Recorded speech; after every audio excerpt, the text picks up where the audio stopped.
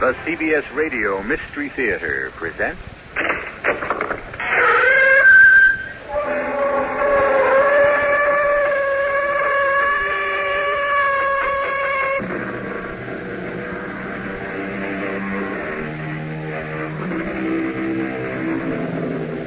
Come in. Welcome. I'm E.G. Marshall. In 1778, Friedrich Anton Mesmer astounded Paris and the medical world by introducing what he termed a new medical theory, the theory he called animal magnetism. Although he was discredited and accused of being a practitioner of black magic, mesmerism was to continue to fascinate medical men, till it flowered into the present-day wholly scientific and important branch of medicine called hypnotism. That is today. But a century and a half ago, it was misunderstood and misused, with many of the men who practiced it unprincipled and little better than sorcerers. This is the story of one such. Dr. Nugent, you may now wake up. What? Did you say something, Professor Valdemar? Quite a good deal in the last 5 minutes, Doctor. Good Lord. Is it 5 minutes since you put me out? Believe it or not, in another few minutes I'm going to let you judge for yourself. I am going to let you put me under the influence.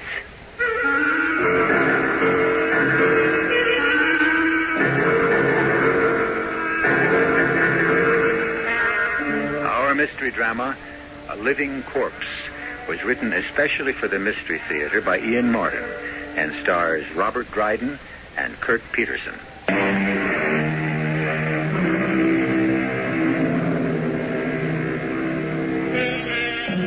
Have you ever been hypnotized? It's a strange, weird, and terrifying feeling to know that you have lost your identity, blanked out, that you have still been in your own world, and yet not of it. A powerful, benign tool in the hands of today's doctors, rigorously trained. But once, as recently as 100 years ago, it was a secret art shunned by the reputable and condemned by the devout. Yet it had its devotees, men of inquiring scientific minds, as well as the charlatans, and the legion of believers who have followed the lure of the occult down strange paths since the dawn of time. Now, who that devil? Oh, Professor Valdemar. It's the police. Calm yourself, Mrs. Salisbury. No need for alarm. But for the moment, it seems we must wait to bring you relief. I will turn off the pacificator for the moment while I answer the door. Oh, if it's the police. Mrs. Salisbury, the art I practice is not illegal, however much it may be frowned upon by the know-nothings. Besides, I shall close the door to the room and leave, and you will be quite safe.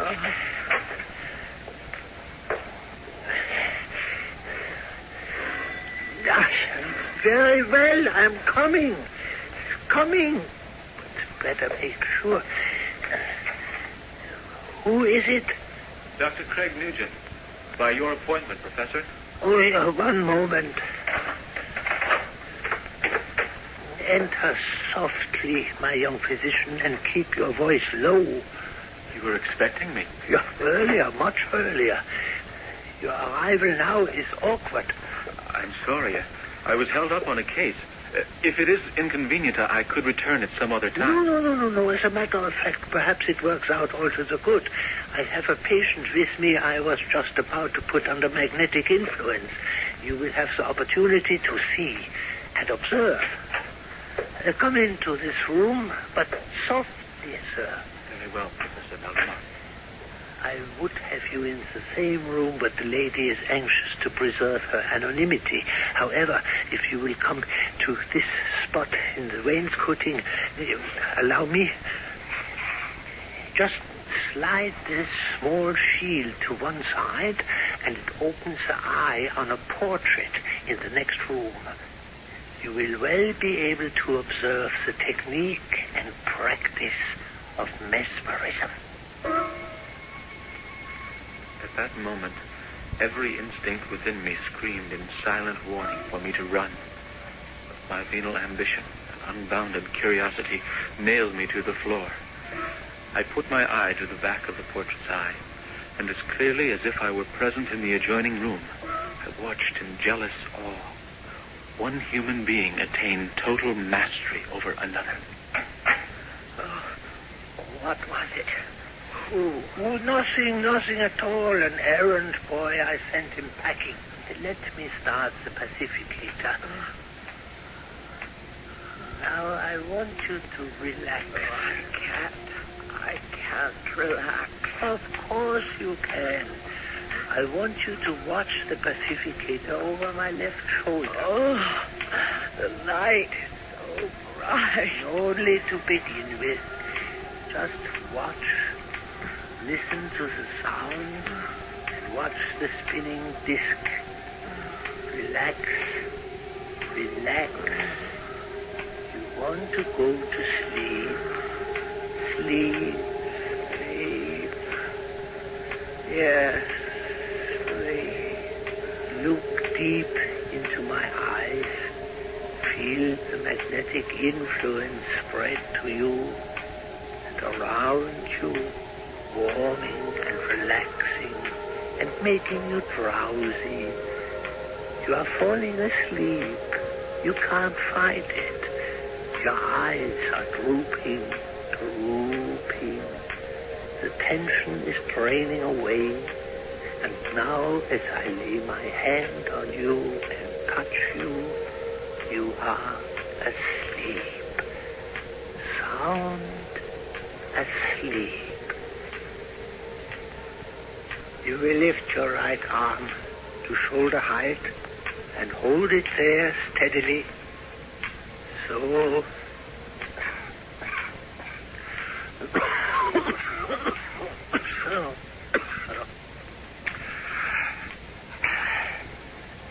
Well, Dr. Nugent, are you still there? At the peephole? You need have no fear of speaking up. She will not hear you. You certain she won't? Just as certain as I am that she will continue to hold out her hand and arm straight from the shoulder, no matter what weight is placed on it. Yeah, observe. That heavy cold skull. She couldn't possibly hold that with her arm as it is. Oh, but she will, and she can. Look. That's impossible. With mesmerism, nothing is impossible. So. She need hold this no longer. The point is proven. You may put your arm down now, Mrs. Salisbury. That's right. Now, do you still have your headache? Yes, my temples are bursting.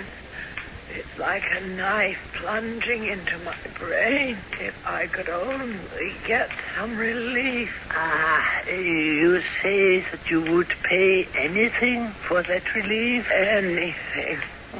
Very well. Tomorrow, you will remember this when I wake you up. Tomorrow, you will go to the bank and take out $10,000 and deposit it in my name as the Boston Federalist. I promise I will do as you say, if you will only give me relief. I lay my hand on your brow. I pass it gently to and fro. And as I do so, the pain diminishes, till now it is gone. Yes. Oh, yes. It is gone. Oh, what joy. What peace. It will not return. When I wake you, you will know that. It will never return. It will never return. And you will forget everything we have said about the money. Till tomorrow, at 10 o'clock exactly, you will make the transaction.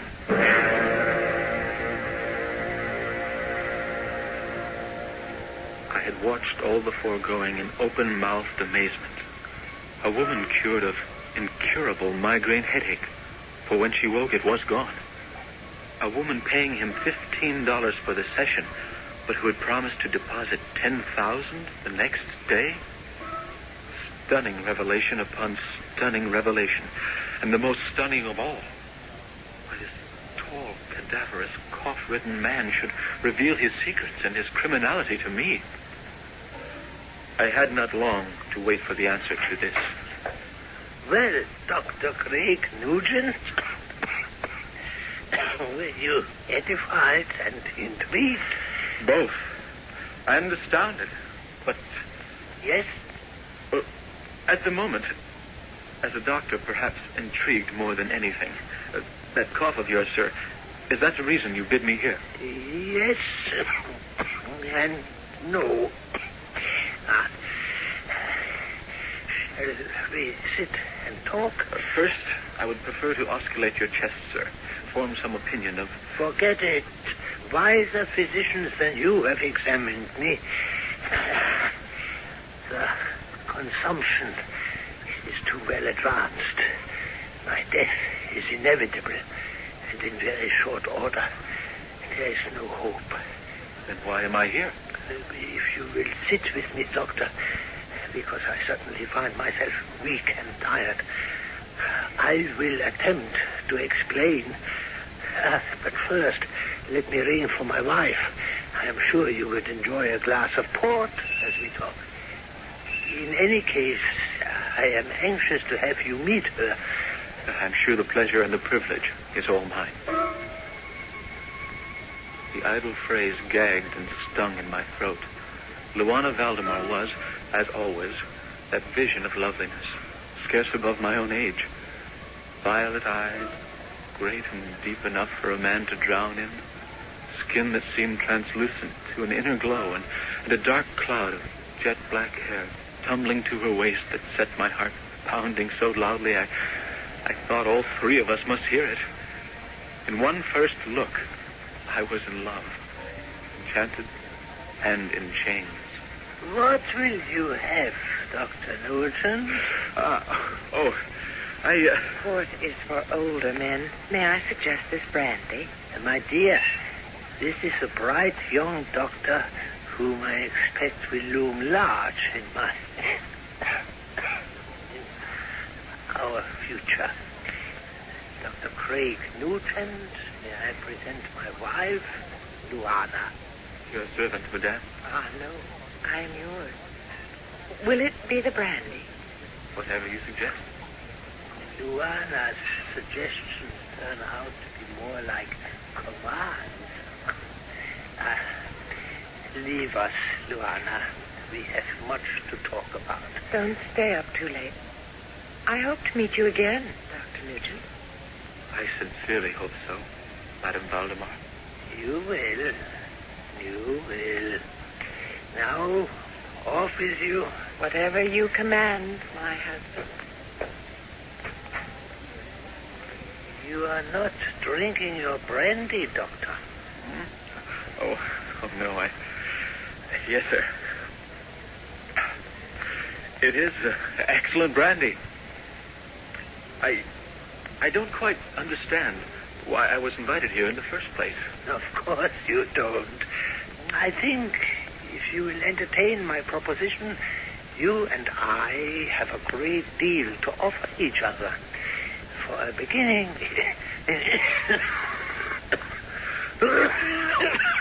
Excuse me. If you would pour me some more port. Of course. And once I have soothed this accursed scratching throat of mine, I can make a start about explaining all about the end.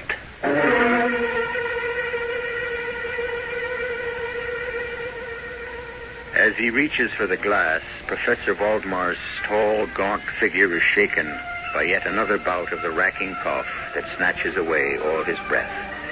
In medical dismay, young Dr. Craig is helpless to do anything to relieve him or to imagine what on earth kind of service he can offer this strange and half-dead man. I shall return shortly with Act 2.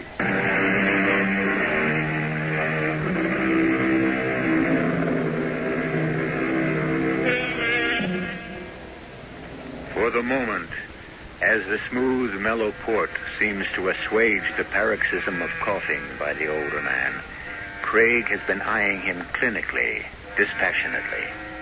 Now, suddenly, from under the shaggy brows, he finds that the professor's dark, smoky eyes are burning into his, and beyond them, to his brain. For a second, he can almost feel the world slip away from him.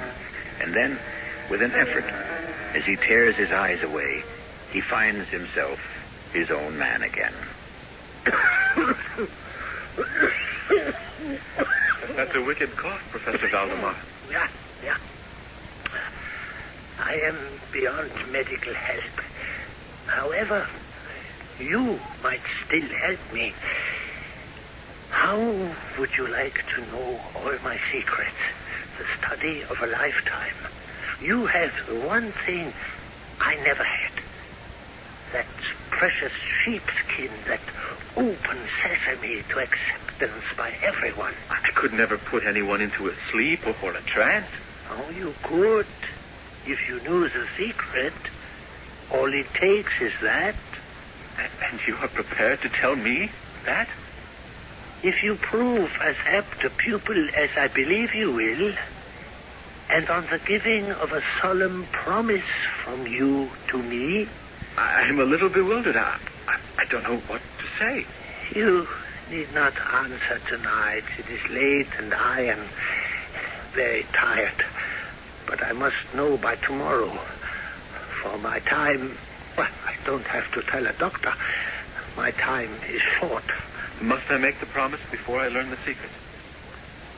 No. Then suppose I refuse to give it after you have taught me what you know. You won't. I promise you.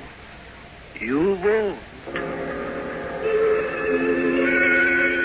I left that strange house with my head spinning. I'd walked there during the twilight, but now it was almost pitch dark. My way lighted only by an occasional street lamp. I hadn't gone more than 50 yards from the door when suddenly a figure swam suddenly out of the murky gloom. Come with me. Tawana! No, it's too dangerous. He might see us. Not here. In the shadow of the postern gate. Oh, dear Lord. I nearly fainted when I saw you in the house tonight. What brought you there? He summoned me. What did he want? Oh, he knows about us. No, darling, no. Though he knows too much about too many things. Man is evil. He makes my flesh crawl. How could you have married him? I told you. A young girl has little say in picking a husband. I think he mesmerized both you and your father. I know he did, Papa. He left every cent to him to pursue his work. I have nothing. Well, what's done is done. I still want to know about Amadeus and why he summoned you. He had heard somehow of my interest in mesmerism. How? I don't know. Not through you. Are you mad? If he knew about us, if he even suspected I had ever met you before, what doesn't bear thinking on? How could he know? We've been so careful. Never too careful with him. He's diabolical. A terrible feeling he knows. And if he ever did... If he ever did, what could he do? Ruin your career? Shame me as an adulteress? Oh, there's other ways to punish us and make us crawl. What other ways? You'd have to have his mind. Cruel, vicious, distorted, and half mad to imagine them. But worst of all, my darling, we'd be separated forever. No, not that. Ever. No way to stop it unless... Unless what? Unless we got rid of him, killed him somehow. No need for that. Providence will provide in time, and very shortly. You mean he's dying? In the terminal stages now. He knows it as well as any of us doctors. And the safest thing is for us to stay apart until it happens. Not even see each other. No need for that. I must come back to the house tomorrow. Why? He'd offered me a strange proposition which I feel I can't afford to turn down. In return for a promise, he will teach me the secret of a mesmerist. What promise? I don't know that yet. Don't listen to him. Oh, I beg you. No need for concern. Now, he will teach me the secrets first, before my promise, and even after I have given it. Who says I must live up to it? Trap. I know it's a trap. Please, Craig. At least let me find out what cheese it's baited with. Then let me make up my mind. If you can.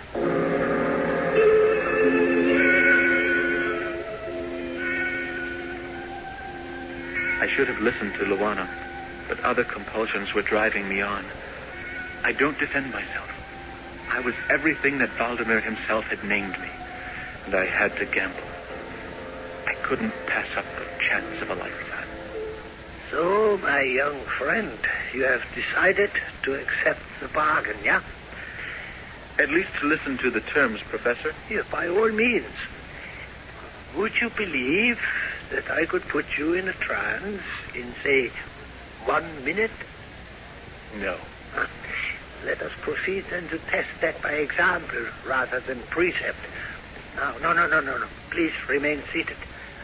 I am just placing this lamp behind your head so that you are in shadow, and as I move to sit in front of you, the light is full on my face.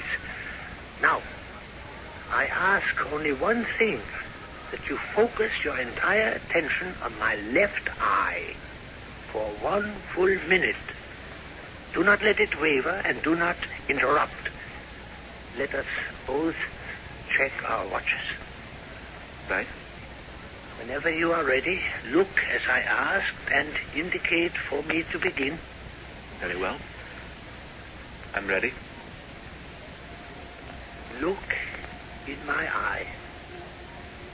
Think of evening skies at dusk. The clouds drifting softly lower and lower. Shadows across your eyes, their weight heavy. Heavy and gentle on your eyelids, since they want to close. To close. You feel all the tension drain out of you. Loose, like a rag doll. And you want to sleep. Sleep. Your eyes are closing, and the lids are heavy, heavy with sleep. Sleep. You are now fast asleep, Dr. Nugent. But I'm not. I'm not asleep at all. Huh? Of course you aren't. That's the secret, you see. I'm afraid I don't see, sir. There's no magic magnetic influence that flows to the subject. The subject is a magnet that asks for, draws that influence to himself. It is his desire that creates the trance, conscious or unconscious. He must want to be mesmerized. You did not want to be. You resisted it with all your might, didn't you? Well, naturally. I thought if it was an experiment, that was what was expected of me. It was. This time you will cooperate, or at least not fight me. I don't think you can do it, Professor Valdemar, but I will try to cooperate, if I can. Look in my left eye. Think of evening skies at dusk. The clouds drifting softly lower and lower. Shadows across your eyes. Their weight heavy.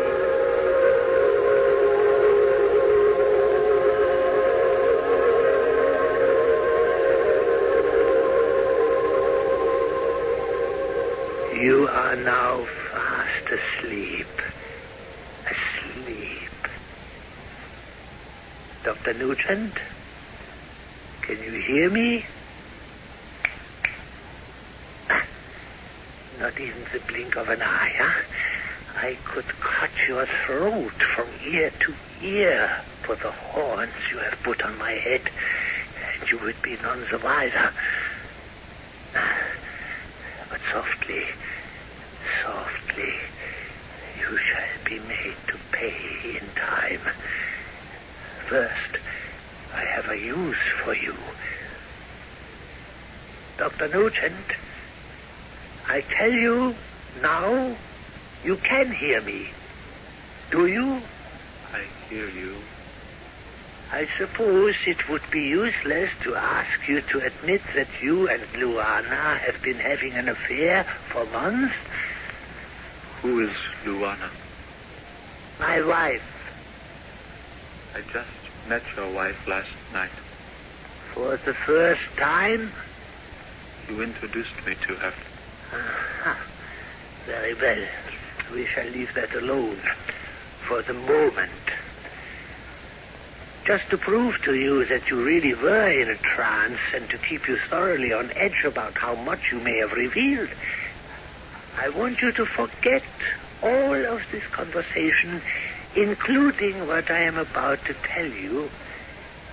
At 6 this evening, you will take off your left shoe and bring it or give it to my wife, saying, "A bouquet of roses because I love you, and to hell with the old fool who does not know what is going on."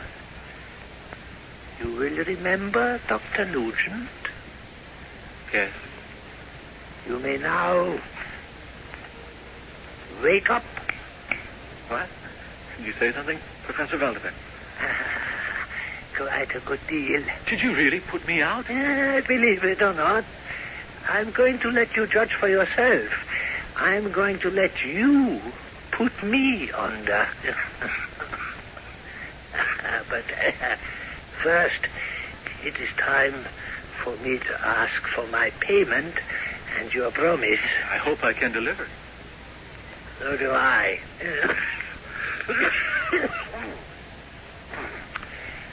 As you can hear, I have my own doctor whom I trust implicitly. He finally has told me that my life can be measured in hours. I want you to promise to be by my bedside. I want you to do for me what has never been done before. I want you to mesmerize me in articulo mortis, in the act of death. But just before it, so that the old man with the scythe will be stopped in his tracks.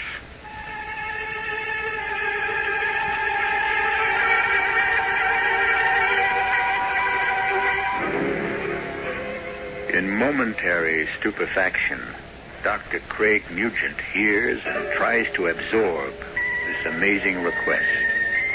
Stirring and moiling beneath his frozen amazement at the audacity of the conception, a barrage of questions, speculations, revulsions, and doubts struggle for expression and cry out for answers.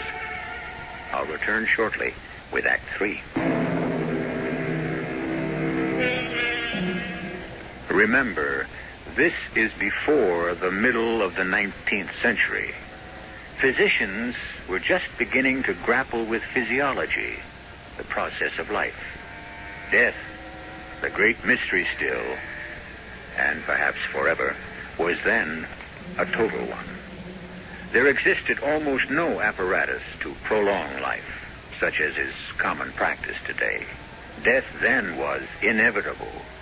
It was occasionally predictable, but always total, except in the case of Professor Amadeus Valdemar. Easy, lady. Easy. All right, Luana. I have Lady's bridle. Let me help you dismount. I can manage. Watch the mare. She's as nervous as I am. Let's get back in among the trees by the river. Why did you risk passing me that note as you saw me out? I heard you make a promise I hope you have no intention of keeping. You heard? The secret of the peephole in the portrait I discovered long ago. How? Because on the few occasions I've been able to resist his magnetic influence, pretending to be under it, I have watched Amadeus like a hawk, hoping against hope somehow to find a way to freedom. Oh, it will not be long until you do. Not with your help. What do you mean? Until I met you, Craig. What do you think has kept me alive during all these loathsome years. The knowledge that at least when he died I would be a rich woman. But if he doesn't die, how can I inherit all his wealth? He will die. Not if you keep the promise you made. Tawana, my darling, now listen to me. Even if I did keep it, the body is finite. No occult power could keep it alive or stop the disintegration of the cells once the heart is stopped and the blood ceased to flow. But suppose you are wrong, Craig. Suppose you put my husband just before death into a kind of suspended animation. Then what? If he is really on the point of death, I can always bring him out of it, can't I? I don't know. I don't trust Amadeus. He knows about us. What makes you think so? I will quote you his own words once he had put you under. I could cut your throat for the horns you have put on my head, and you would be none the wiser. You shall be made to pay in time. Oh, Craig. Still not convinced we cannot outwit him? We are not in control. I am, or I will be. Oh, do you really believe that? Oh, Craig, you are so naive. What do you mean, naive? I know exactly what I'm doing, and exactly what I plan to do. And no one can take over my mind unless I want them. Excuse me. Here, my love, a bouquet of roses because I love you, and to hell with the old fool who doesn't know what's going on. What? Your boot? No, take it, this bouquet of roses. That's odd. It's one of my boots that I'm holding in my hand. The left one, just as he told you, to offer me as roses at 6 o'clock tonight while you were mesmerized. Now do you see why I fear him? He's always one step ahead of us, all the way.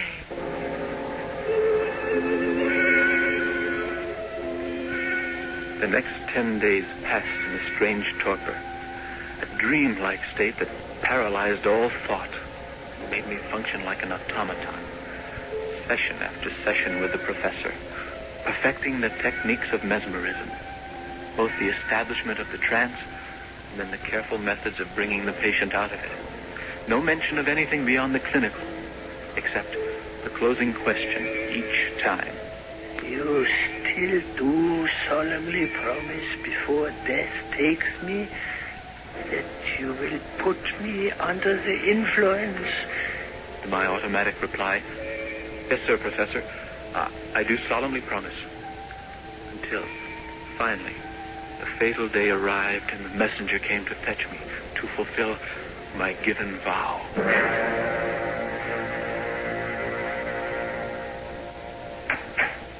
How is he? Sinking fast, barely holding on to life. I must hurry. Why? Let him die. It would be a blessing for all of us. I can't do that, Luana. You realize if you keep him legally alive that I am left with nothing? You have me. I don't have you. I can't have you as long as I'm married to Amadeus. We can go on as before. No, we can't. Not even if I wanted to. People will be watching us now. I love you. How can you and make of me what you plan to? A nurse to a living corpse, tied hand and foot to its service night and day. You keep him alive, and I might as well be dead forever as far as you are concerned. I climbed the stairs, outwardly calm, but inwardly a seething storm of emotion and indecision. At the open door to the bedroom, I stopped. That's you, Nugent? Yes, Professor? Where, in the name of conscience, have you been? You still wish to be mesmerized? Wish? I command it by virtue of our compact and your sacred and solemn promise. Which I might choose to break? Oh, no, my dear doctor. I told you will keep that promise. If you entertain any notion of not doing so, I have made certain provisions to make you weigh your decision carefully. What provisions? My affairs are in the hands of my solicitor. Not one penny goes to my wife by virtue of an early marriage settlement, except an amount enough to maintain my body in suspended animation with her as its keeper. How can you demand such a monstrous thing?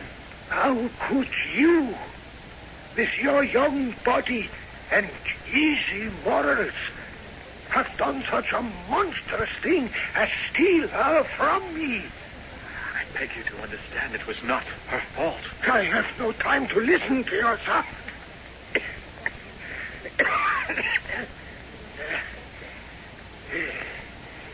Remember the boot and the flowers? Yes.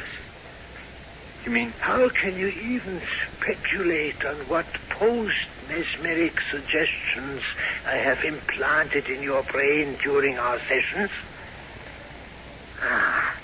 You see, I have thought of everything. And now, make haste. The shadows are gathering. Hurry and do what you have been trained to do. Within 5 minutes, I could perceive unequivocal signs of the mesmeric influence. The glassy roll of the eye was exchanged for that unique expression of uneasy inward examination. With a few lateral rapid passes, I made the eyelids quiver, as if in incipient sleep, and then closed them altogether. I then stiffened the limbs of the sufferer, the legs at full length, the arms nearly so, the head slightly elevated. Is he dead? By all the vital signs, pulse, respiration, the contraction of the heart, I would say yes. No. No, wait a minute. Look at him. At his mouth. It's moving. He isn't dead, but... No. Just sleeping and waiting. For what? For the cure when it comes. Then wake me so that I may live again. But there is no cure. Not in sight. So much the worse for you and your beloved. You had better pray with me that it comes, and soon.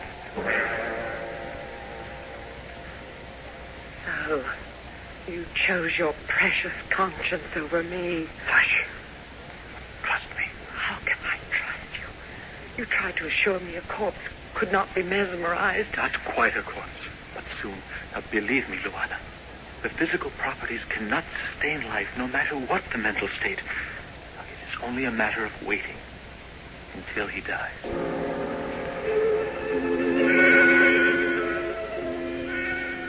And wait we did, hour succeeding hour, day succeeding day, and week and month, until finally it had to be faced. Moribund the professor might be, dead he was not, nor would be till brought out of trance.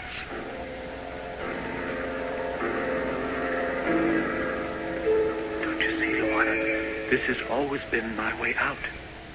If the worst came to the worst, physiologically there's not enough strength to maintain life. Now, at last, with a clear conscience, I can do what I never promised not to do. I can bring him out of the trance. Why have you waited this long? I could assign many reasons, but suddenly I realize I don't quite know.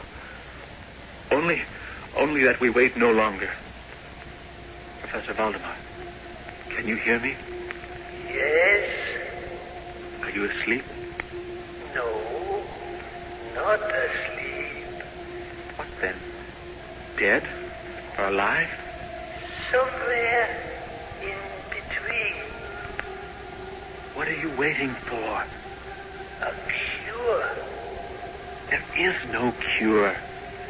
And we cannot wait. I'm calling you back. Are you so sure? You were the teacher. You taught me how. I also never stinted on the warning What warning? that there is no trick. It all depends on the subject, on his will, what he is willing to do. Without his will, you have no control. No control. Not ever to reach me again. Because I choose to stay where I am. So there we remain. Amadeus, Luana, and me. Luana tied to him as his nurse. Myself, forever trying unfruitfully to bring him back from that halfway house, either to life to reason with him, or to death for his own peace. And ours.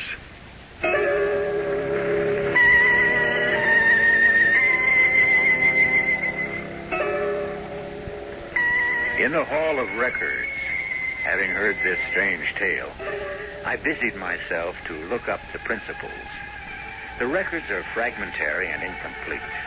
There is no mention of Amadeus, but I did discover 2 death certificates issued in a case of accidental drowning, or possibly a suicide pact, listed in police files. The names were Dr. Nugent and a woman identified only as a Mrs. Vladimir. Close enough to prove or disprove our story? Does it matter? I'll be back shortly. One loose end remains. The body of Professor Valdemar. That I could find no trace of. Only vague hints here and there of a cult that believed that death might be held at bay by placing bodies in suspended animation, much as the proponents of cryogenics or deep freezing propose today. Amadeus Valdemar could have been reawakened and long ago cured, and with the passage of time, gone to his ultimate reward. The only thing that tends to irk is that I'm sorry to tell you, we'll never really quite know, will we? Our cast included Robert Dryden, Kirk Peterson, and Patricia Elliott. The entire production was under the direction of Hyman Brown. This is E.G. Marshall inviting you to return to our Mystery Theater for another adventure in the macabre. Until next time, pleasant dreams.